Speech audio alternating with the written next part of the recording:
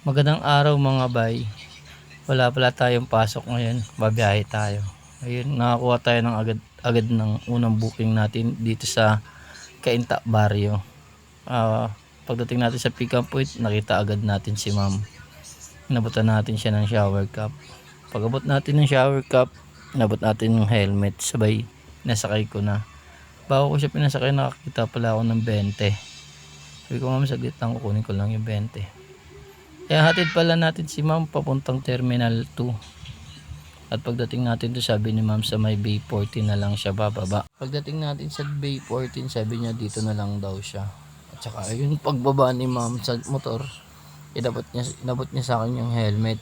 Sabay abot ng bayad. After pala nito ni ma'am, Cainta to Terminal 2 is 310. Ang inabot niya sa akin is 320. Salamat sa tip ma'am, na 10. Ngayon pagbaba natin sa Terminal 2, nakakuha tayo agad ng booking. Pinuntahan natin agad ito. Tsaka hinahanap na natin si ma'am pagdating natin sa pick up point. At ayun, nakita ko na agad si ma'am naglalakad. Ayun, sabi niya, kuya. Sabay inabutan ko siya ng shower cap. Huwag ng shower cap. Inabot ko na rin yung helmet sa kanya. At sabay sabi ko, ma'am, sa Ayala Ave tayo. Sabi niya, oo kuya, sa Ayala Ave sa may RCBC building. Sabi ko, sige ma'am, sakay na po kayo. Pag sakay ni ma'am, mas nagad kami. Tapos maya niyan, dumating na agad kami dito sa may Ayala Ave, sa may RCBC.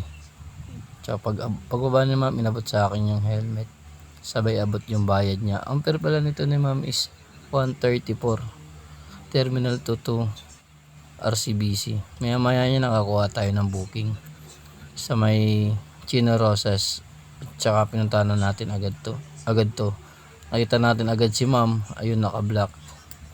Tapos sinabi ko, ma'am, shower cap po. Sabi niya, wag na kuya, nagmamadali ako. Ayun, inabot ko sa kanya yung helmet. Sabay alis na agad kami kasi nga nagmamadali siya.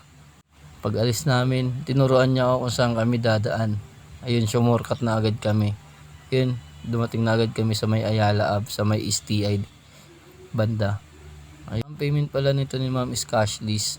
Sa may wallet na, sa wallet na agad papasok ito. Sa likod ni ma'am, sabay alis na agad tayo. At nakakuha na din pala tayo ng booking nito. Pang-apat na booking natin ito mga bay. Tsaka ayun, pinuntahan na natin agad si sir. Pagdating natin sa pick up point, nakita agad natin si sir. Sabay inabot natin yung helmet sa kanya. Ayun pala dito, hindi ko pala na videoan yung drop off namin. Iniisip ko na kasi pagkatapos nito uuwi na ako. Last booking ko na yun. So ayun mga bay, salamat sa panonood, sa uulitin.